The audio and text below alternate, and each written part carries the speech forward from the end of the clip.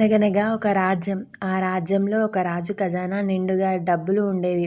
అయినా రాజుకు తెలియని అసంతృప్తి. ఒకరోజు రాజు వేటకు వెళ్ళి అక్కడ జింకలు, భల్లూకలు, పిల్లులు, సింగాలు అన్నీ వేటాడి అలసి నిద్రిస్తున్నప్పుడు ఒక కల వస్తుంది. ఆ కలలో ఒక పురుషుడు కనబడి, రాజా, నీకు నేను అమూల్యమైన ధనం ఇస్తాను. చక్కగా ఆనందించు అని చెప్పాడు. నేను నీకు 7 పెద్ద కూజాలు ఇస్తాను.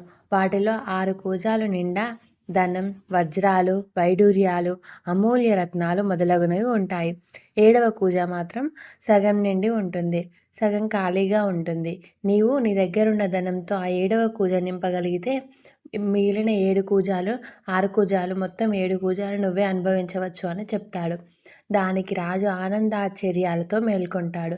లేచి చూస్తే ఏముంది? దగదగా మెరుస్తూ పెద్ద పెద్ద కూజాలు కనిపించాయి. వాటిలో ధనం చూసి రాజు మూర్ఛ వచ్చినంత పనయింది. ఆనందంతో రాజు తన దగ్గరున్న డబ్బులన్నీ, నగలన్నీ వేసి నింపడానికి ప్రయత్నించాడు. కానీ ఇంకా సగం ఖాళీగానే ఉంది.